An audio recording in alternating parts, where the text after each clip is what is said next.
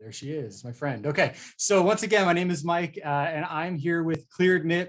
We are an applicant resource site for folks who are applying to business school. So if you are still putting applications out there for round 2 and getting yourself set up to go to business school next fall, come check our site out, clearadmit.com. We have, again, a lot of great ways to help you navigate this application process and hopefully put you at ease. Enough about us. We can send you more information later. What I really want to get to tonight is our panel and our guests. Again, we're here to talk about pre-MBA internships, and we're co-hosting this with Juno. So I want to pass this over to Pedro Russell, who will take from here. Awesome, Mike. Thank you, as always, for the great introduction. As you mentioned, my name is Pedro. I currently work at Juno. If you haven't heard of us, you will. We are the best, honestly, private student loan provider for MBA loans. We have guaranteed low interest rates. There's a whole spiel. You should visit our website, joinjuno.com, and just see for yourself. That's all I'm going to say about us. The real reason that we're here today is because, at its core, Juno is a MBA company. It's founded by and for MBAs, and we're brainstorming and thinking, like, at this point in the year, like, what matters most to people who have just been accepted? Like, what are the burning questions that, like, I never got answered when I was going through the process of deciding which schools to go to or what to do with my life once I got in, because it is an incredibly life-changing moment. One of the biggest questions that I had, and all the panelists here, and I'm sure you have as well, was to do a pre-MBA internship. Yes, no. If yes, which one? If you find an industry or area you like, how do you go about getting one? So it's just an incredible black box that no one talked about last year or ever really. And so I'm extremely excited to bring together the panel of amazing people here. We have 4 panelists.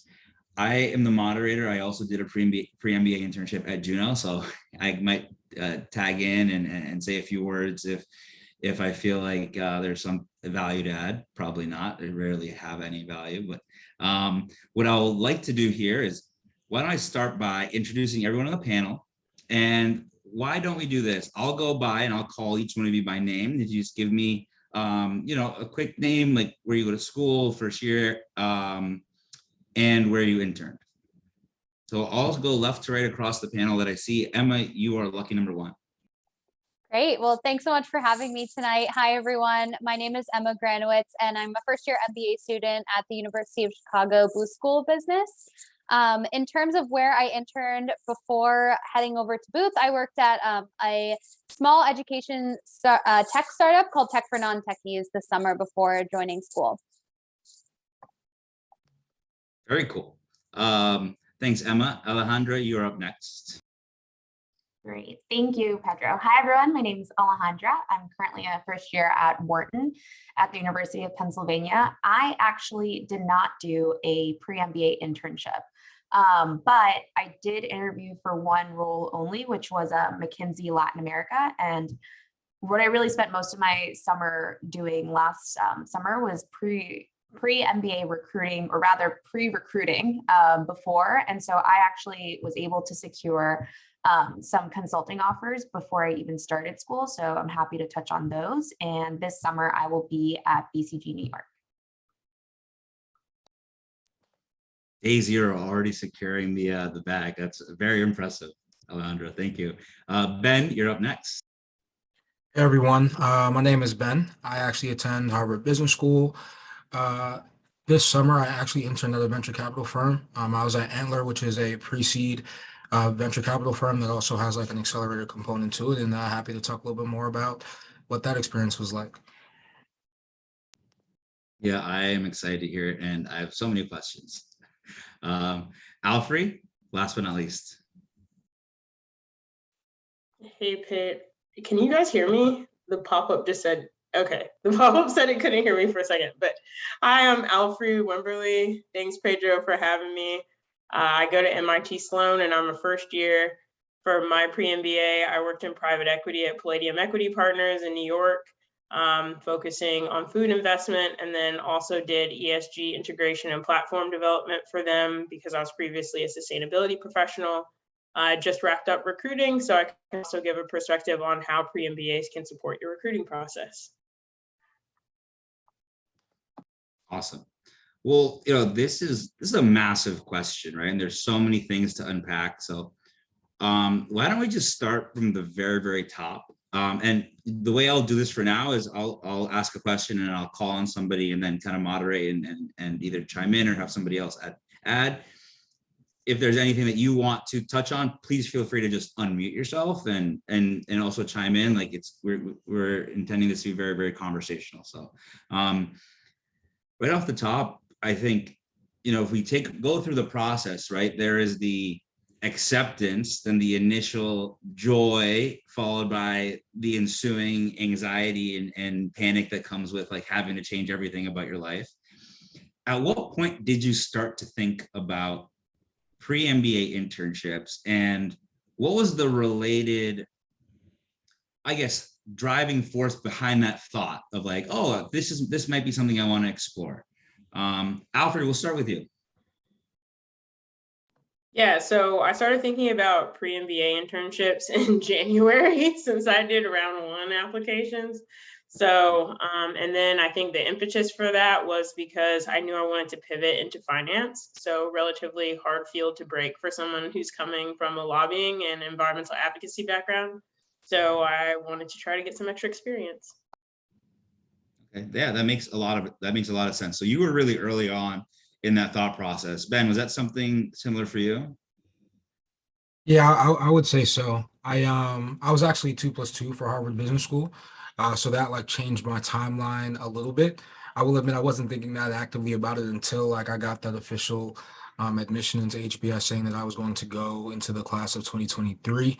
But for me, very similar to Alfred, like I was trying to break into VC, and that's another industry that's known for being hard to break into, especially as a career switcher. So it was really just trying to like pound the pavement early on and figure out like how do I actually get into this industry. Okay, so right off the bat, both of you really said the biggest thing for you was industry switching. Emma, I saw you nodding before. Is that similar in your case?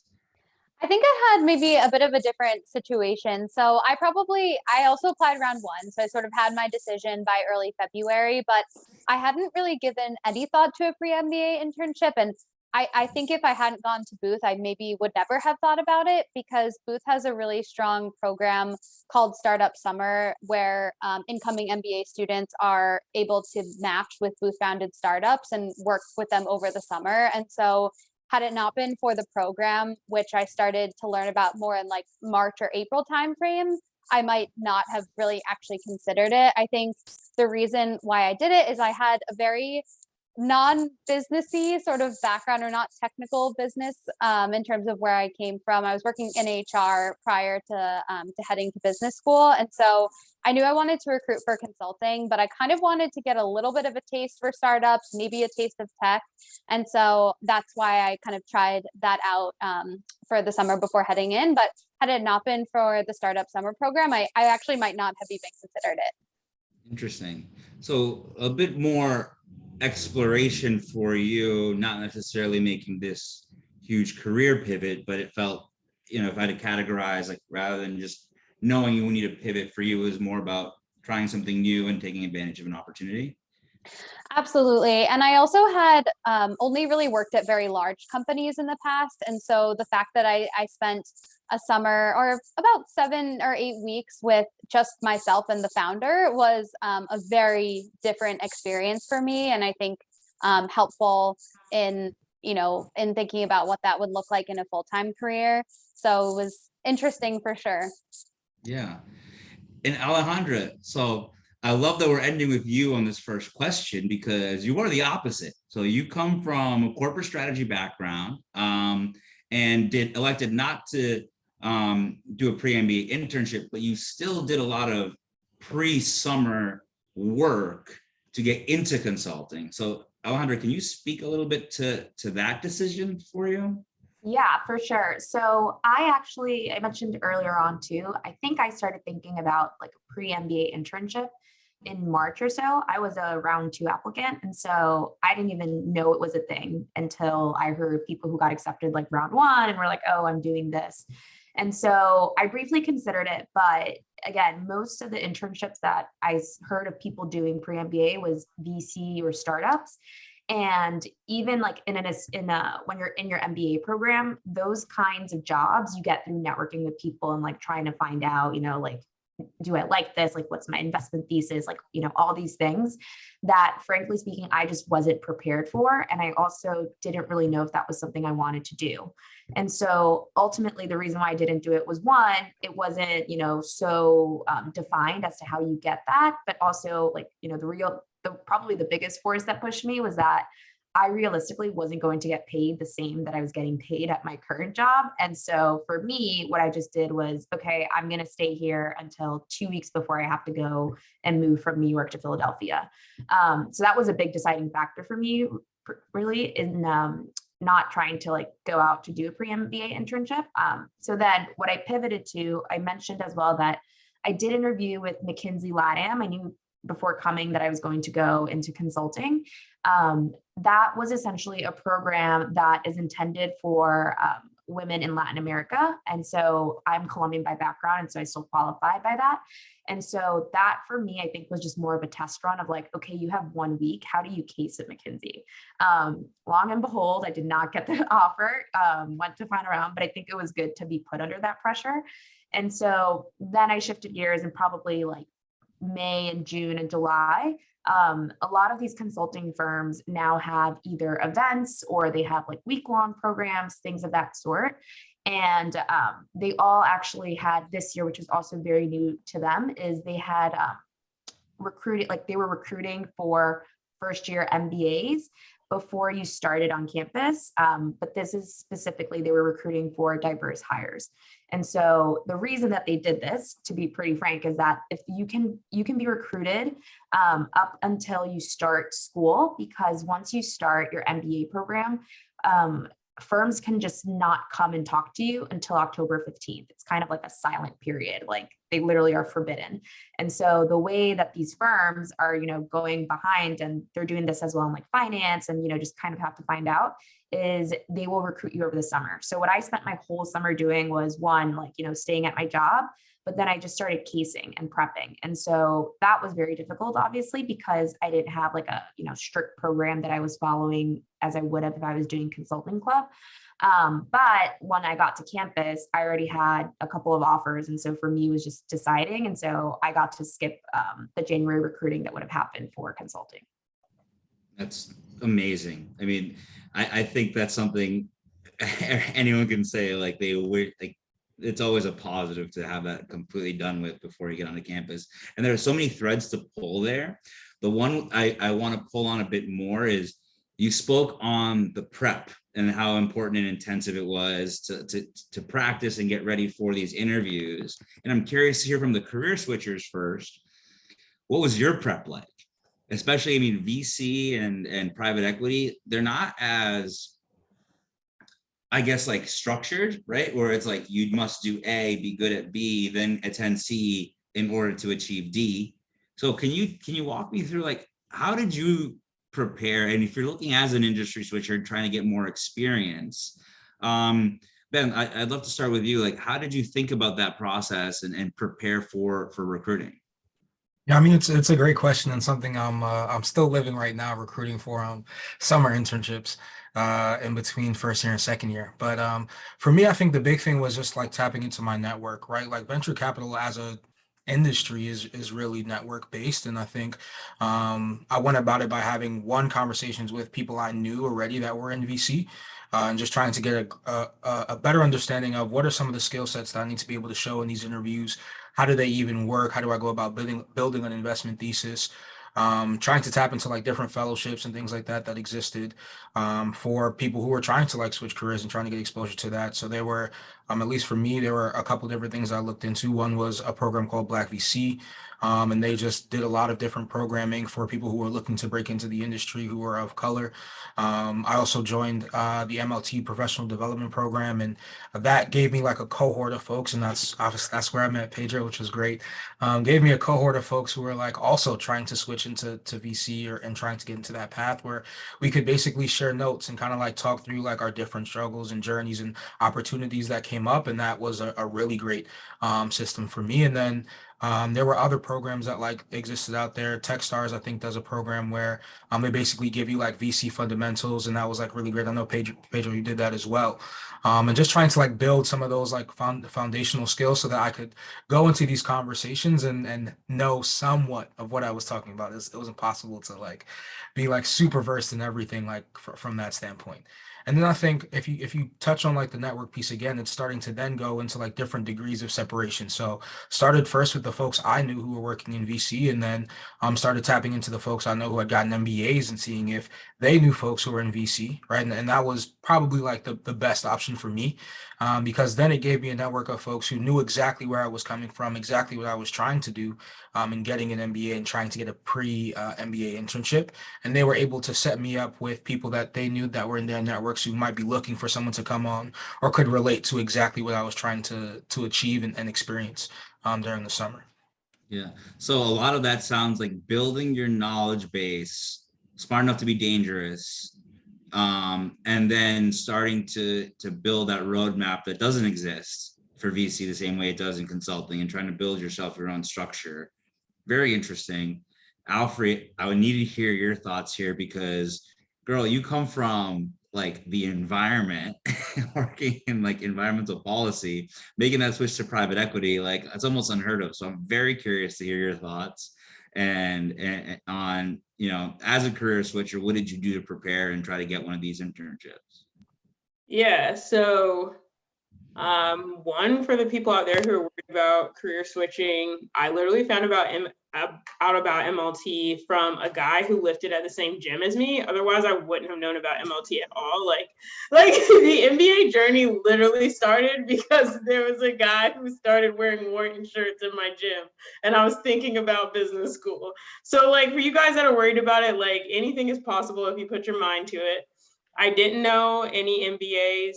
Everyone I knew at work was lawyers, and I didn't know anyone in finance. Everyone else was either in politics or in governmental work. So what I did was I focused more on just leveraging what I knew, which was ESG, which is a big pain point for the finance sector right now. So I sold what I had, which was something that other people didn't have. And yeah, I didn't know how to run an LBO in January of 2020, but I applied to Twigo and got that fellowship, and then started attending all of their class programs, and then also paying for my own programs so I could run like basic LBO, knew how capital markets worked by the spring. So that as long as you can show a strong learning curve, a lot of companies just want someone who, number one, more than anything, they can get along with. And then two, that you have a learning curve capacity and you have a way to prove it. So that's kind of what I did. I would say that I was kind of spraying the field. So PE ended up being the choice that I took, but I also did VC as a part of that recruitment. And if you're going to do PE, I highly recommend that you're doing LBO models on your own. The VC interviews I had were very focused on my personality, but the PE firms felt very kind of banking technical, as if you can't have a conversation with them about some of the deals that they'd be interested in, it's a non-starter from the beginning. So I think that my career switching journey had more to do with, one, random luck, two, making sure that you focus on having the basic skills to at least have a conversation with them, and three, being willing to do the hard work of filling out lots of applications. And I don't mean 30, I mean much more than that. Sometimes there's just no replacement for volume. But also, I mean, I think the other thing that you said that's interesting, I want to make sure we highlight too, is like selling what you have. Everyone has a certain skill set that they bring to the table. And Emma, you know, as someone who wasn't a career switcher, maybe wasn't planning on doing a pre-MBA internship and then you realize it's this amazing program in store, like, was there like a moment of panic where you're like, oh no, I got to get ready and prep for this? Or how did you approach once you kind of like maybe realize later on in the moment this was something that you wanted to do? Yeah, that's a great question. So the way that the startup summer program was set up through Booth is essentially if you're interested, they give you early access to the what we call GTS, like the career website that full-time students have as well. And so plenty of Booth-founded startups had submitted job descriptions to the system, and so I hate to say it was fairly simple, and then I just applied to the ones that sounded interesting to me. A lot of the companies had multiple positions. Some of them, like mine, was sort of like make your own position, and so I got a couple of interviews that kind of all happened in the same week. And in terms of preparing for the interviews themselves, I actually thought it was fairly similar to my MBA school interviews. They were fairly straightforward, like tell me about a time when, and strengths and weaknesses and that kind of thing. So nothing too technical. I do think it was sort of about like clicking and having a good connection with the founders, and then sort of making a decision from there. I think one thing about the startup summer program is that there is a ton of variety in terms of what people experience, because a lot of the startups were very different sizes.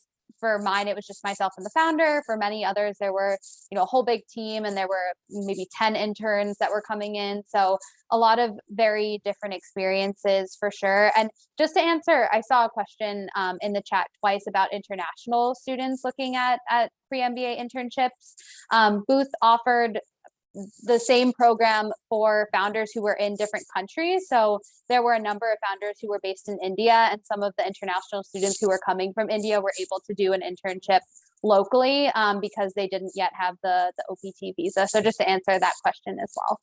Yeah, no, and thank you for doing that, because that is something I just wanted to quickly touch on that I have some experience with as well.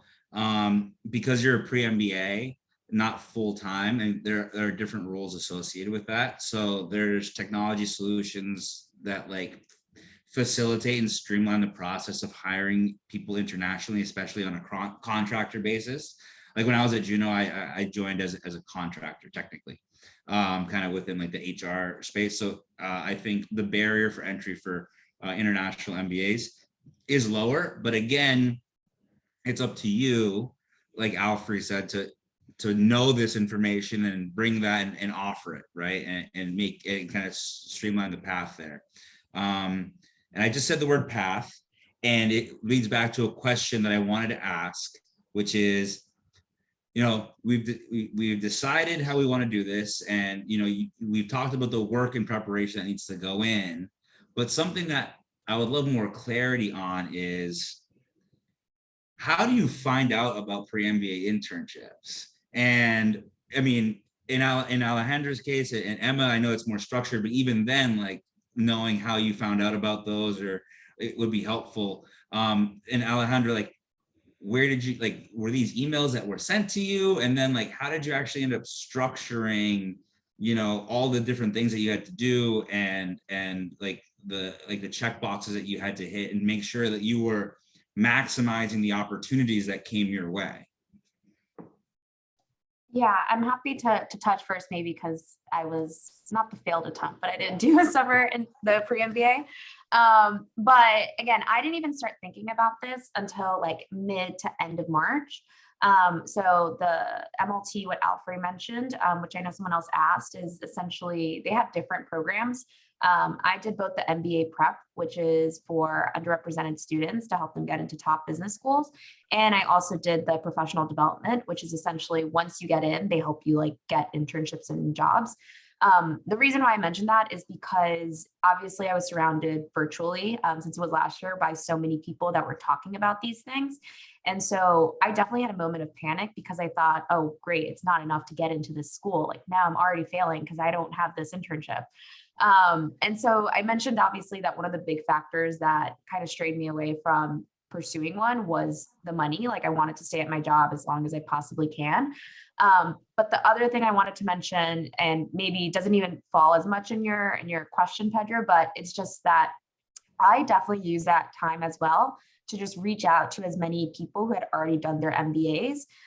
Also reached out to, again, a couple of consulting firms or students who are doing their consulting offers. I spoke to some people in DC as well. I did the Twigo fellowship. Like, I was kind of just getting ready because it really was the time for me to just like figure out, what do I like? What am I interested in? What sounds cool? What doesn't?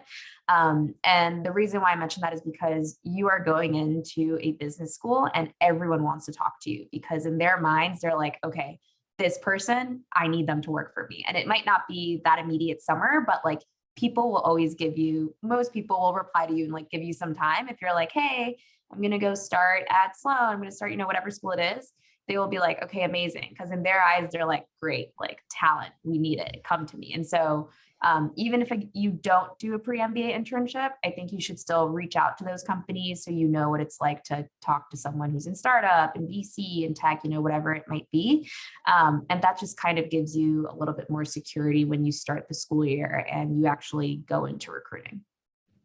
Yeah, and I want to ask every single one this exact same question, because I think it's an awesome point that you made. Once you put, Chicago booth behind your screen, or HBS or Wharton, MIT, like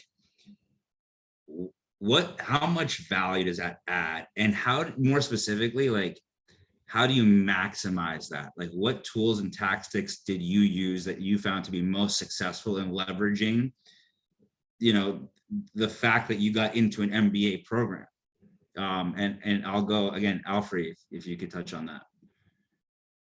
Yeah, so it's great to have this little label behind me, but nothing has really changed pre-MIT or post. It's just audacity to just ask people. And most people like are willing to help. Like generally, most people are willing, like especially with being stuck at home with COVID, people have really flexible schedules. So even I don't think I would have gotten into Sloan, honestly, if I wasn't willing to ask lots of people lots of questions about business. There's a lot that goes into the application, as you all know, to get in, more than just having a great essay. So I think it's just continuing to be willing to ask a question. Rarely will anyone say no. And if they do, it's mostly just dead silent. So there's no rejection at all. Just go down the list of people you're interested in, say hi, and ask. Once you're on campus, there are lots of groups to reach out to and say, hey, do you know this person? Do you know this person? And I've done that multiple times. And most of the time you get one or two people just from sending out a WhatsApp message. So definitely just ask. Yeah. And Emma, I know that, you're like you had mentioned a few times, like this process Booth does an incredible job of placement, but can you speak to, how that degree or like the acceptance helped during the interview process, if at all? Like what were those conversations centered around with the companies that you're interviewing for?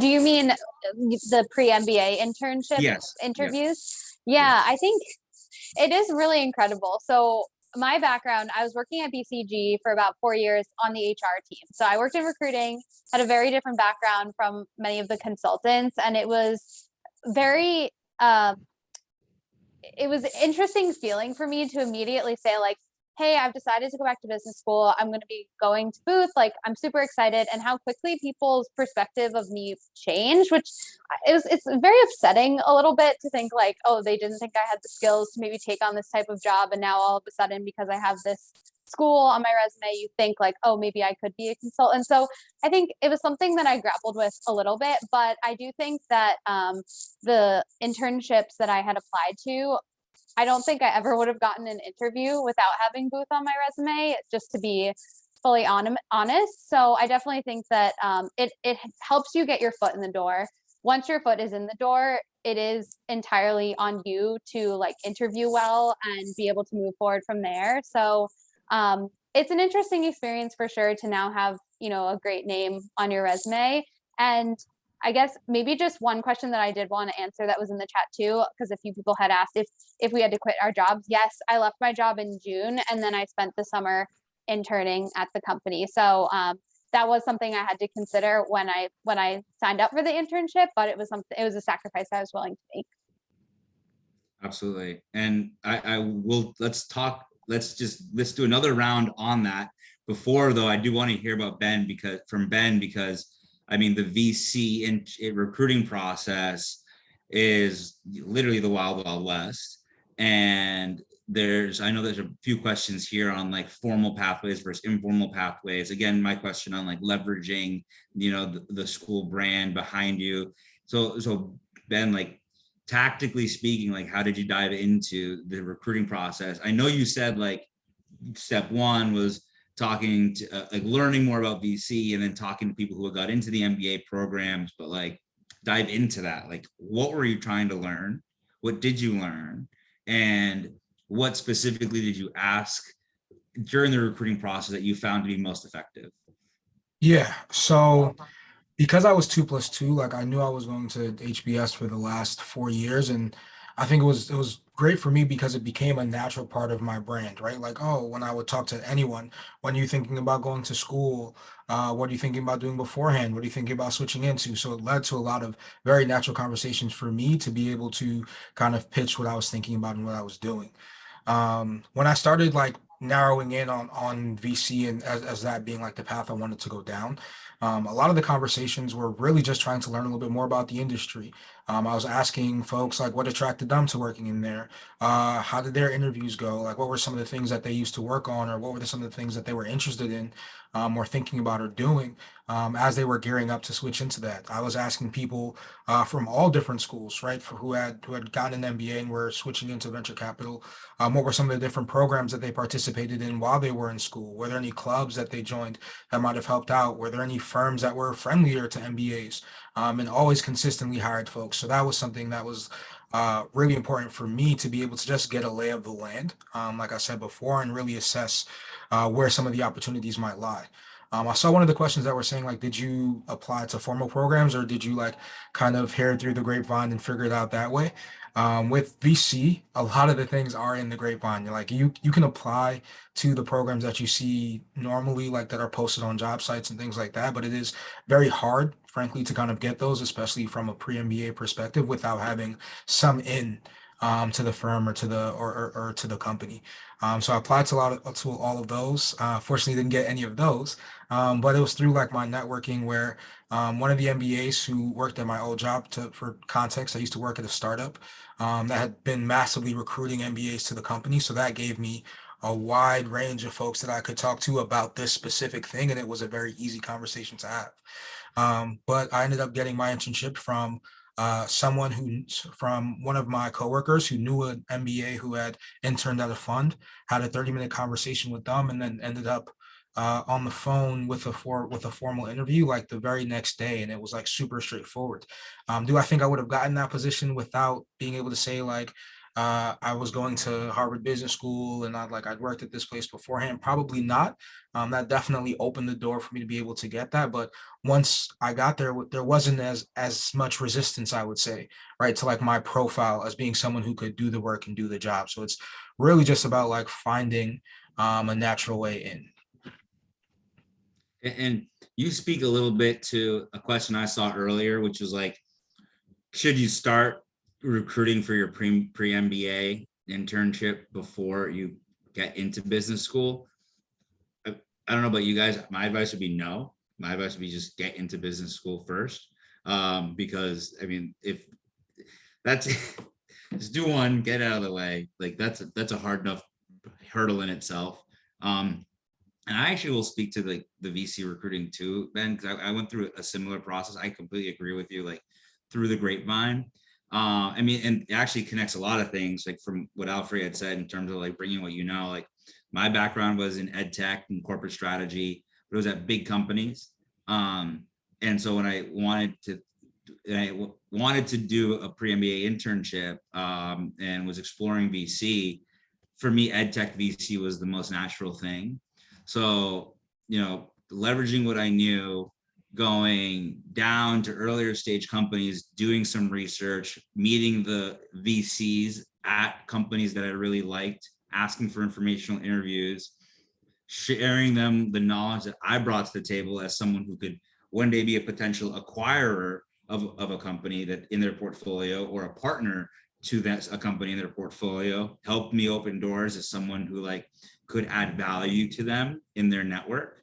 And the way I interned at K50 Ventures, the way I got that internship was literally one of the, I saw a job post, applied, sent it to somebody in my network who I saw was connected with like the managing partner at K50 on LinkedIn, let them know I was applying. He was like, oh yeah, I know Ryan, I'm putting a good word. I got an interview the next day. And that's just really how that ecosystem works, is like, there's not a ton of jobs available. It is super through the grapevine, but you have to kind of like work the grapevine on your own. So hopping off my soapbox, moving into moderator, Pedro again, let's talk about cheddar cheese money.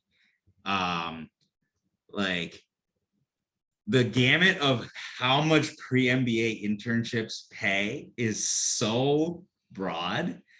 And I'm very curious to hear, like, and again, everyone's situation, circumstance is different.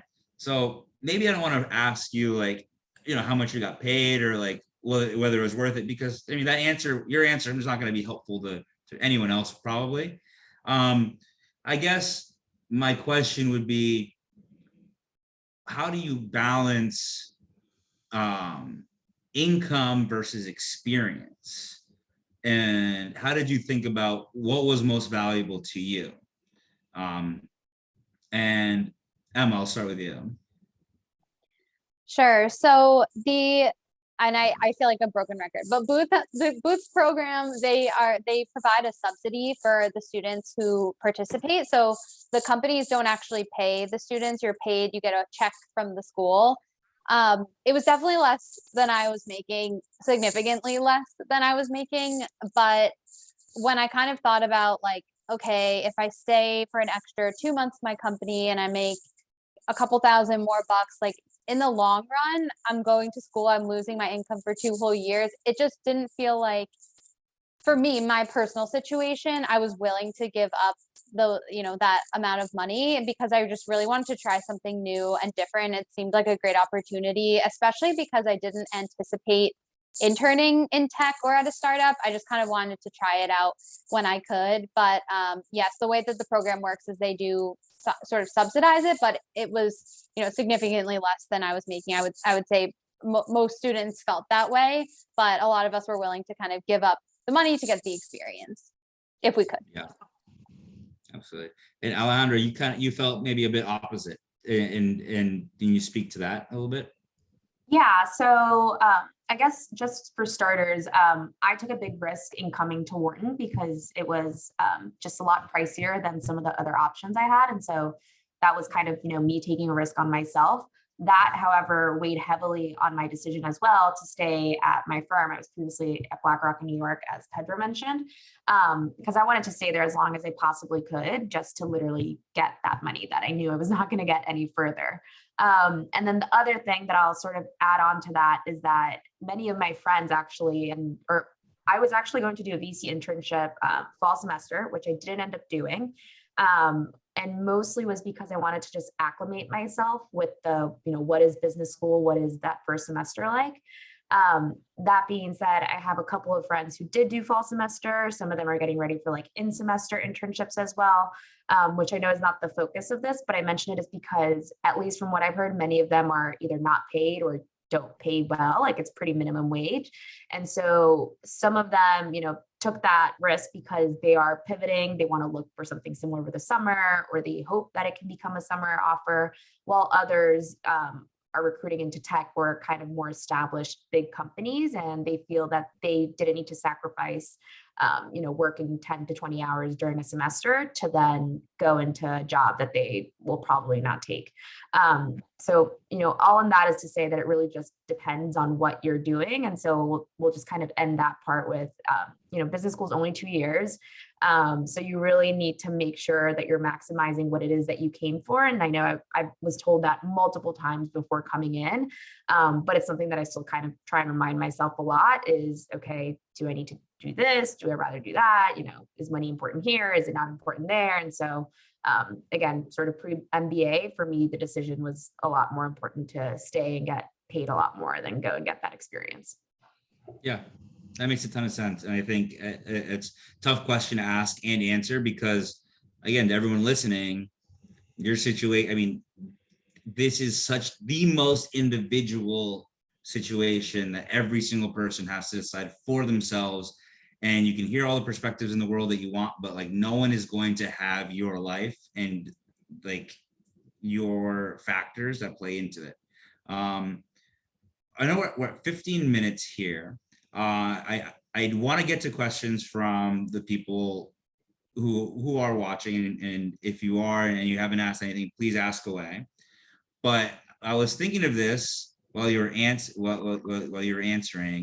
and I guess one thing I would love to know is, now that you went to business school, now you had your first semester, and you've been thinking like pre-MBA, like, you know, January or March, like I want a pre-MBA internship, but now you finished your first semester. Looking back, was it worth it? Was it worth it to take that summer and do a pre-MBA and get new experience? Or do you think maybe like you could have spent it, you know, at your old job or traveling or taking time off? How has your time at business school, and reflect on that, if it's changed your thought on getting a pre-MBA internship? And Alfred, I'll go with you. Sure, yeah. I'd say it was a priceless experience. I don't regret it, and I'd do it again. For someone who is career switching into finance in particular, there isn't a pay cut. Often there's a pay raise on your internships. You just get prorated on whatever you get paid. And I targeted internships in firms who had taken people of similar profiles. So you get taken in just like your second year. All of my MBA peers were all already completed their first year of school, and I was paid the same. So there's not always a pay cut. And then I think go ahead and jumpstarting your network in a different direction was really useful. And then just the third thing was street cred of going into recruiting, already have done what you said you wanted to do. That speaks volumes than saying that you're interested in something and you think that you like it, like you've already done it. And you can have concrete reasons and behavioral examples that are related to their field, which speaks volumes. So I think that for career switchers in particular, don't worry about those 2 months, and then just do what you need to do to get prepared for what you want out of your life, which is really your long-term career at this point. And you said career switchers. Ben, do you agree here? Yeah, I mean, I agree completely. I think that having like a VC firm on my resume completely changed my prospects, like across the board. Whether that's like founders like contacting me on LinkedIn and like trying to like push some of the companies that they're working with, or like getting callbacks from firms, or being able to say like, hey, I noticed that, doing cold outreach to firms and saying like, hey, I noticed how your strategy differs from a firm that I was previously at, and I'm really interested in like what you all are doing right now. Here are some of the things that I'm thinking about, and how these thoughts have developed. Like it's really changed a lot of like the landscape for me, and being able to speak the language, like touching on like the street cred that Alfred was talking about, and being able to talk with these folks and speak the same language as them, I think has been super helpful. For me, I actually I didn't get paid during my summer internship, and it was all about, like I said, like getting that experience, getting that kind of like that stamp of approval there. Although I will say that there are opportunities with which to do so. One thing that I did do though was, because I wasn't getting paid, I did negotiate with the firm to work part-time during the summer. So I knew that I wanted the experience, and I think that I was able to really shape exactly what I wanted to do, invest as much time as I chose to, and really be able to like walk out from it, being able to like check all the boxes that I needed, gain that experience, and also I still have a lot of freedom and flexibility with what I did during the summer. So there's always like, it doesn't hurt to ask the question in any of these scenarios. And if you have things that you want to prioritize, it usually is not an all or nothing game. There are usually ways that you can kind of like work around things and be creative with that. And most of the time, I would say, at the very least, firms are open to hearing what you have to say when these like different scenarios kind of come up too.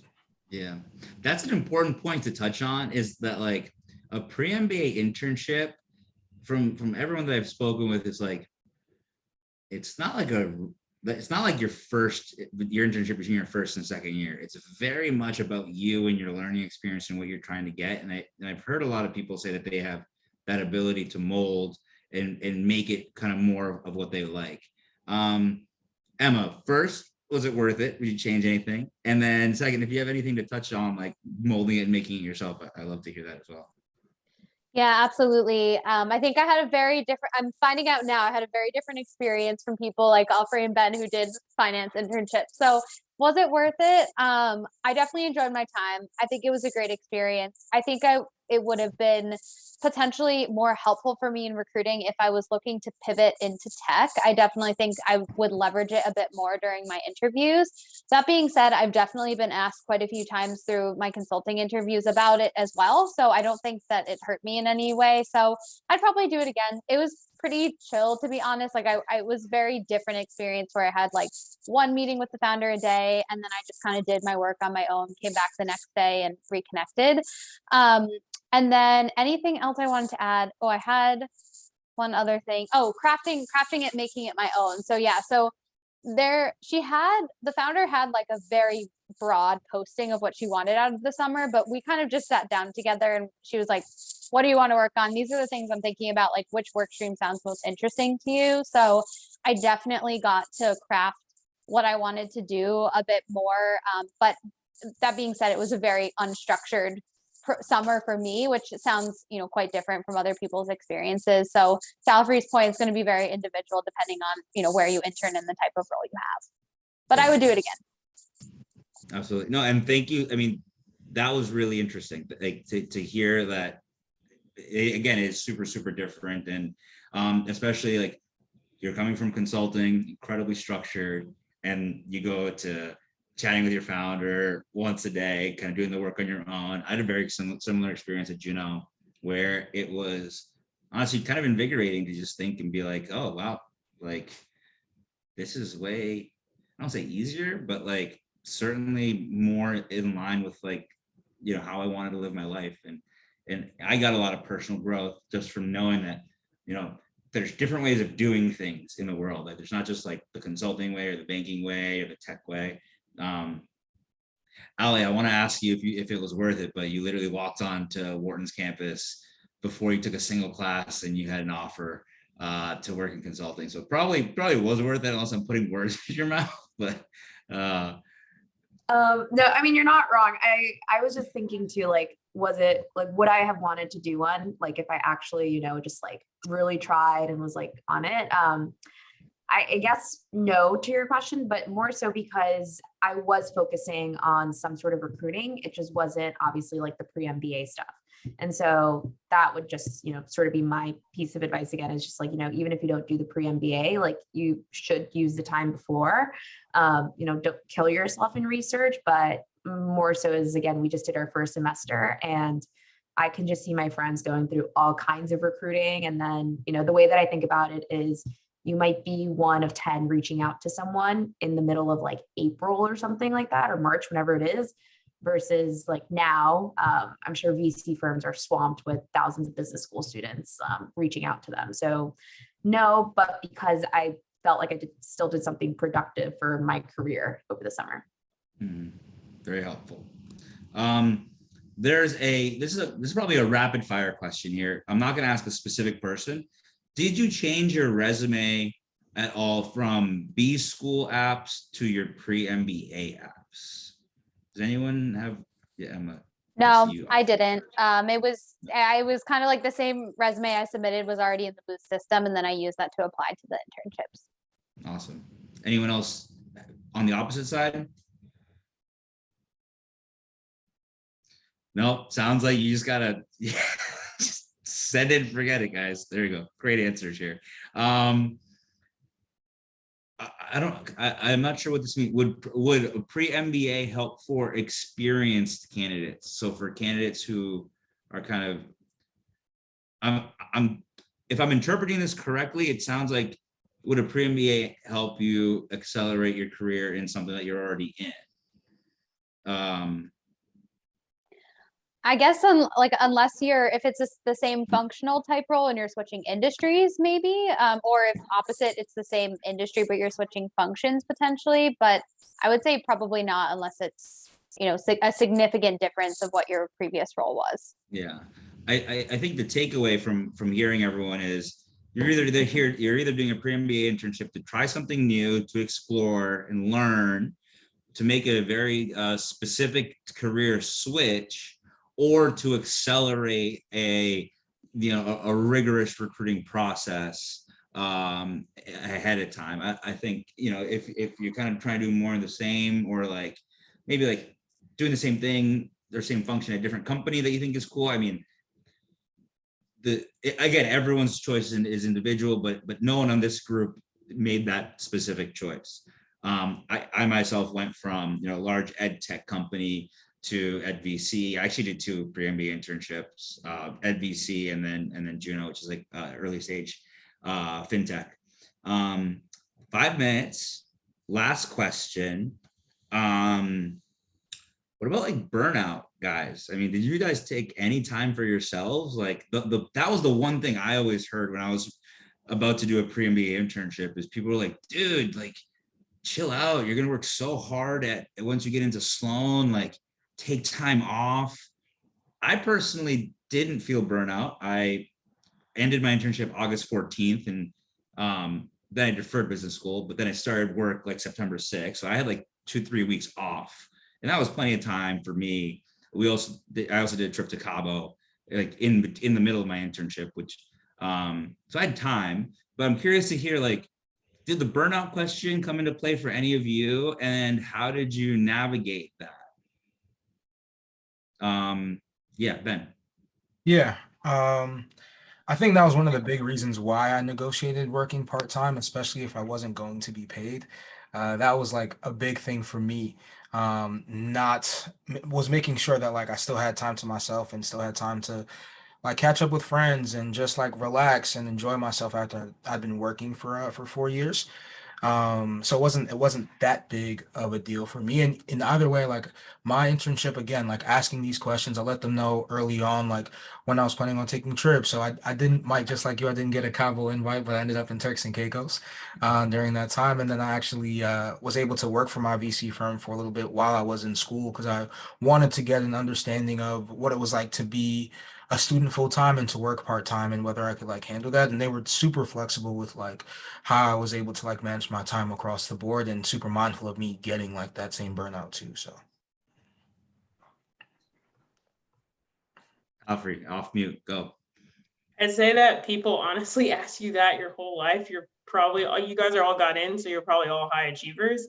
I think it's just maintaining your own balance and knowing what you can handle. For me, going into working 7 a.m. to midnight was what I needed at the time in my career. And that's the cost. And that is what it is. Did I plan 2 weeks of diving in Hawaii afterwards? Yes, to refresh before business school. So, I mean, you really have to balance what you need when you need it, and know when to take the strategic breaks and when to take the strategic push forwards. Right now, I just finished recruiting and I'm enjoying not having class for a month. So just take your breaks when you need it. Well said. Allie, let's hear your perspective. So the whole MBA process really burnt me out.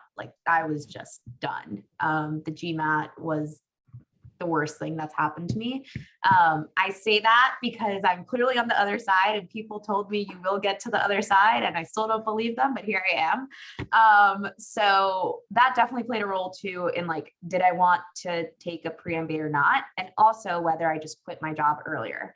Like I said, I also only had 2 weeks off. I went on the Cabo trip that Pedro mentioned, which was great. But for me, it was fine. For me, the burnout, if I could have just done a weekend or a week to do nothing, and then, that was fine with me. So that was kind of my thought on it. I'm gonna take us home. All right. Well, I think I was less burnout. Like I mentioned, my internship was pretty relaxed overall, and I kind of made my own schedule. I think I just maybe condensed it a little bit too much up front, because it had to be a certain length for the school, and based on when I was moving, I wanted to be done before I moved. So I quit on a Friday. I started on a Monday. I finished on a Friday. I moved on like the Tuesday after. So it was just a very compressed timeline. After that, I had like a whole month off. Booth starts class super late. So I got a lot of time to relax after everything went on. So I wouldn't say I was burnt out. I was just like kind of a compressed timeline overall. Mhm. Okay, so give me head nods, guys. Did we take at least some time off during the summer for yourselves? Okay. I think that's the takeaway I wanted to give, because we have some, I think everyone on this panel, everyone in the chat that's taking an hour out of their day to listen to the people on this panel. I mean, we're a certain type of person that isn't afraid of the word burnout, but let's not forget the business school is not a joke. I mean, they work you hard. You will be tired. You'll get burnt out.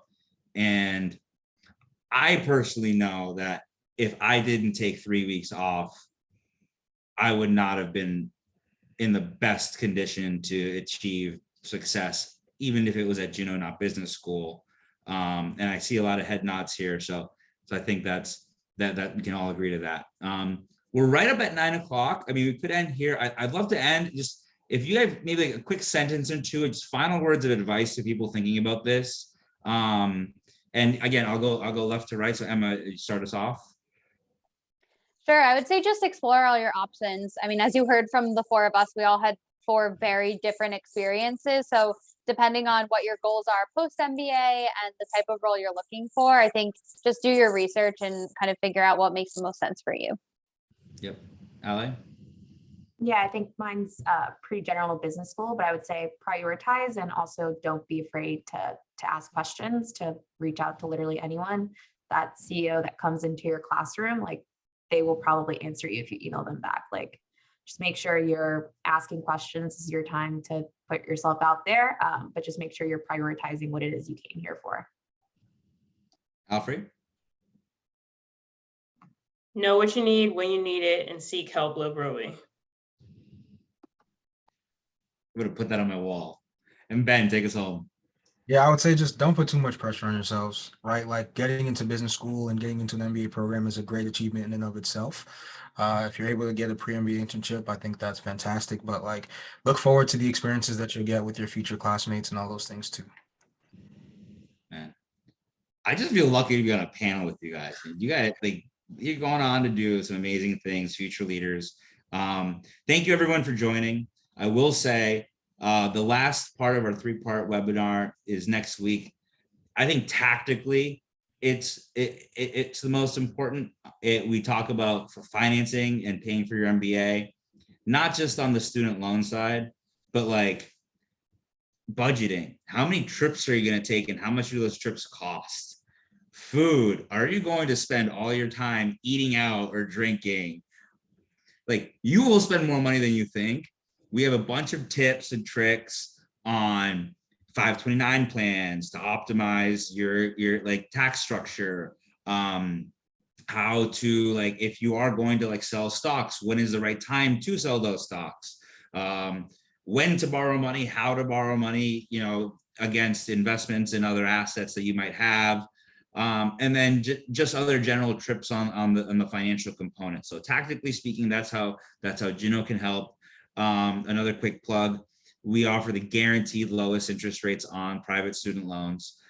We do that with our lending partners, and if you find a lower rate than us, our lending partner will actually match it and pay you a check on the interest in the difference between that loan that you've gotten and the loan that you received from Juno, which we won't get into too many details, but there's an arbitrage opportunity there if you then refinance in your second year, and then you actually end up getting paid to go to business school. So that's my little nerdy spiel.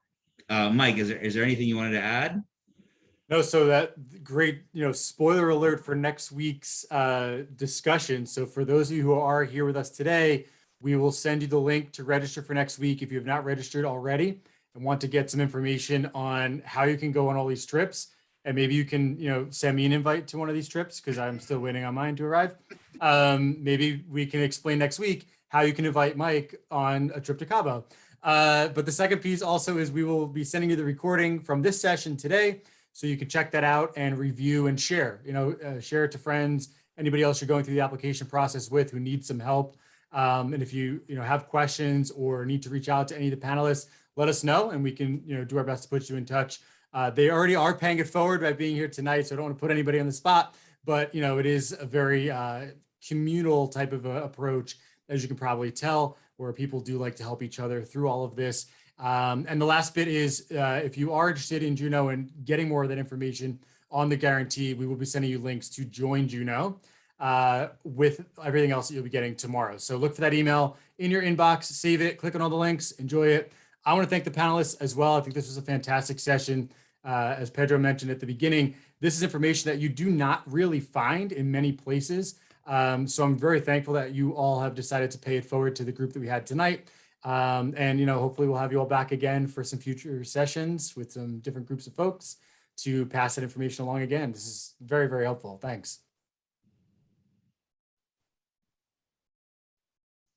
And with that, we can say good night, I guess. Yeah, everyone. So thanks again for everyone who joined, and hopefully we'll see you next week.